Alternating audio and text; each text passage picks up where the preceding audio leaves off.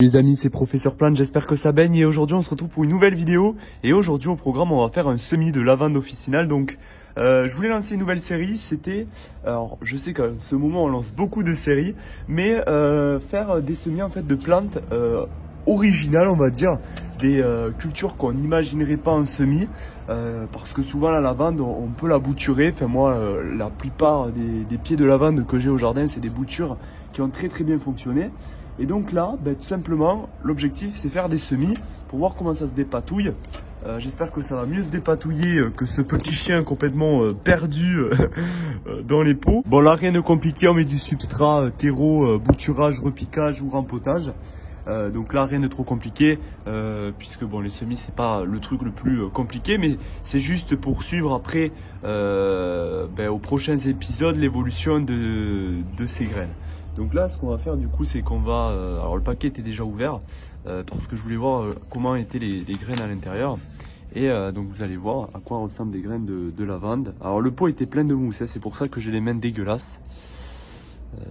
Voilà, donc on va regarder. Alors, il n'y a pas l'air d'en avoir énormément. Ah si, voilà, donc c'est des graines de lavande. Elles sentent la lavande, c'est quand même quelque chose d'assez original. Et donc là, ce qu'on va faire, c'est qu'on va en mettre un peu partout. Alors, c'est vrai que je n'ai jamais fait ça, donc je peux pas vous dire si j'en mets trop ou pas assez. Mais en fait, c'est comme les aromatiques, en fait, ça va faire plusieurs branches. Et donc, il faut que ça soit quand même assez épais. Mais si j'avais, parce que moi, les boutures, souvent, j'ai fait une branche et ensuite, ça s'est vraiment développé, le pied. On repiquera et on fera carrément des sillons, en fait. Quand on les repiquera en pleine terre, on fera carrément une ligne, comme dans les cultures de lavande. Et donc on prendra 4 pieds, puis pouf pouf, on se les mettra et on fera une ligne et on verra ce que cela donne. Donc là du coup après vous prenez un pulvérisateur, c'est le mieux.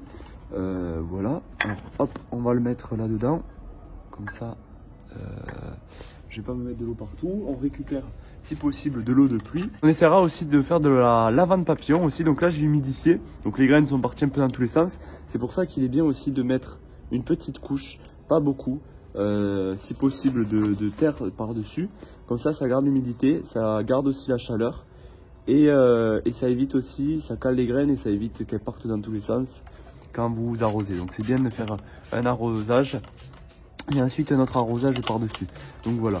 Et ne vous inquiétez pas, vous pouvez y aller. L'avantage des pots en terre cuite, c'est que ça garde l'humidité et ça peut la remettre ensuite, la restituer après.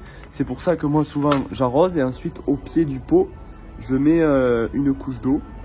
Et comme ça, ça garde un peu l'humidité sur nos semis en fait. Voilà, donc là je le laisse avec mes boutures de potos près d'une fenêtre. Et puis on verra dans les prochains jours si ça marche bien au chaud, en gardant l'humidité. Et puis on verra si ça fonctionne, mais il n'y a aucune raison que ça ne fonctionne pas. Et je vous tiens au courant dans les prochains épisodes les amis. Allez, je vous dis à la prochaine, merci d'avoir regardé cet épisode. Et puis je vous dis à plus, bye bye.